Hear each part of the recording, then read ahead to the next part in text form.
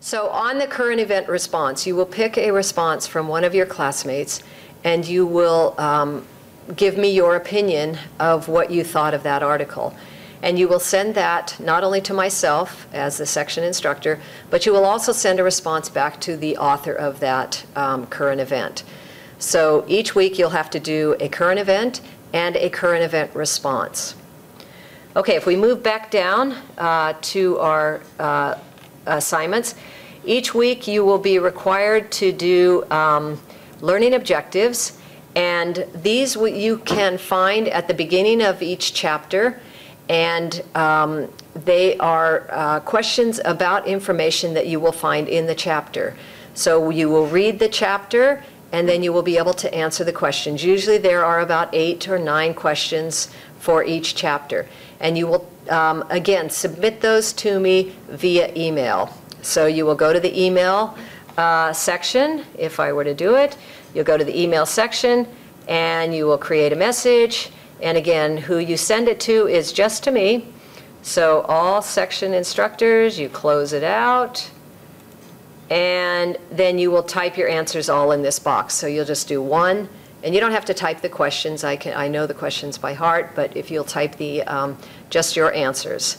And again, I do not respond to those. I note that you've done them, that you've grasped the information, that you've read the information, and you will get points that way. The other requirement that you have weekly are workbook assignments. And these are assignments that are found in the back of your text, and they will be posted on the weekly assignments. And again, you use the email function. So as you can see in this class, the pattern is I really depend on the email function for most all of the turning in of all of your homework assignments. So use the email function, and you will again send that just to me. It's not sent to any other classmate. And you will give me your best answers. Now, with the workbook assignments, these are generally designed as self-exploration. So they are, again, there are no right or wrong answers. It is just a requirement that you look and you explore how you feel about the questions that are asked. And in some cases, there are exercises that you have to do, and papers, questions that you need to fill out. So again, you will submit those to me, those answers to me, using the email function. Okay? And again, those are only sent to me. That's pretty private information, so it's only to me. The last item that you have is your research paper. Excuse me.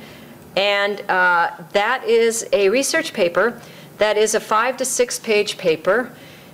And essentially what that requires is you need to pick a health-related topic, either a disease, disorder, or some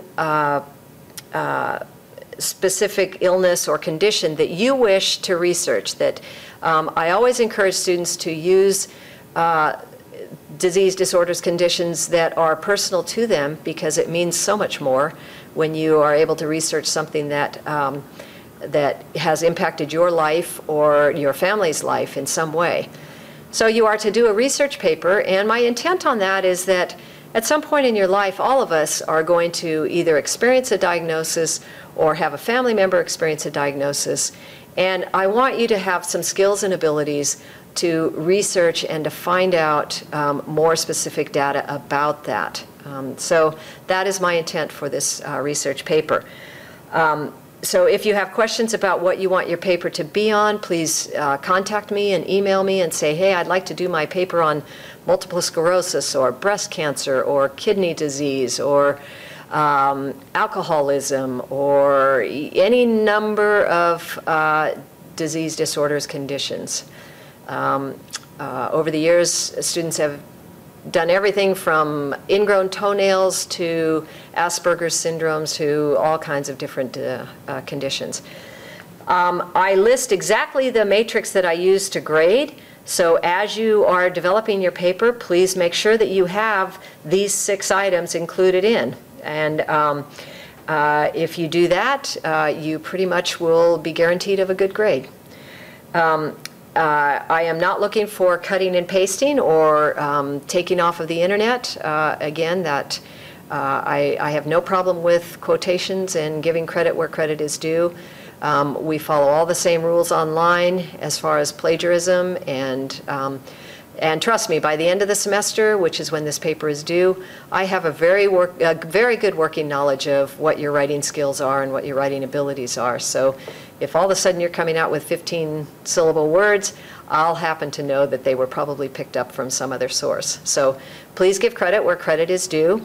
Put quotations, put citations. We use the MLA format here at Napa Valley College. If you're not familiar with that, please contact me or contact the Writing Center, and they can help you with that. The way that my computer works, particularly with at home, is that I cannot accept attachments. So please just cut and paste. If you have it as a Word document, just cut and paste. And then again, you will submit that through the email. Now, I understand that sometimes the formatting gets a little confused, so don't worry about that. I will take that into account. But again, you submit that through the email. The last issue that we have are on assessments. And if we go back to our home page here, if you go over to the side which says assessments, you can enter you'll see where the tests are. And the tests will have very specific start dates and very specific stop times. So you need to be very aware of it. I generally give you a week to complete the test. So, but once you start the test, you have to finish the test. So once you open it up, you have to finish it. So make sure that you give yourself a set amount of time to sit down and take that test. You access it by going to the assessment section over here.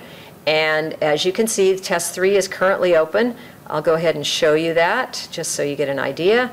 And you begin assessment by coming over here. Again, it's open book, and you may have the resources with you.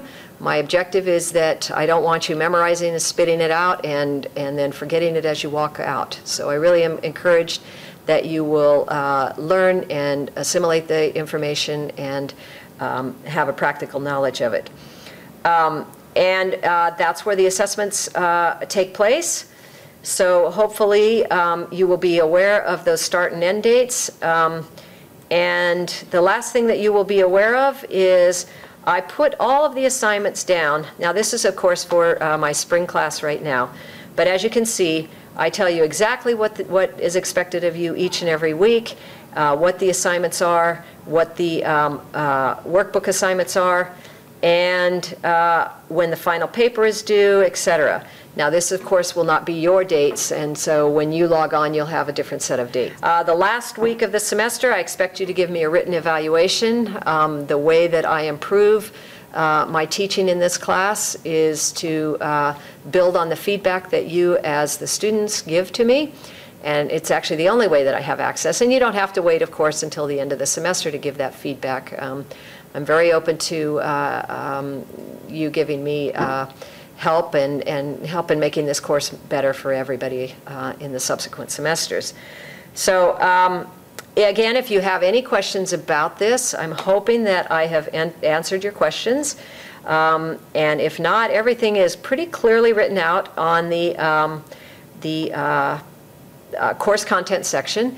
So I look forward to meeting you online, and I invite you to come stop by my office, because it really, I feel at the end of the semester that I have a pretty good knowledge of you because of all of the submissions that you do during the semester.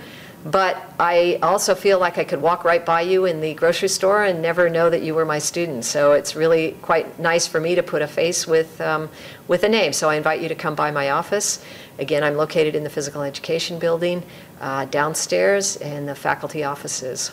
So I look forward to meeting you online and in person, and I hope this is a successful journey for you, and that you are able to really take this information and look at taking those steps towards a healthy life. Thank you very much.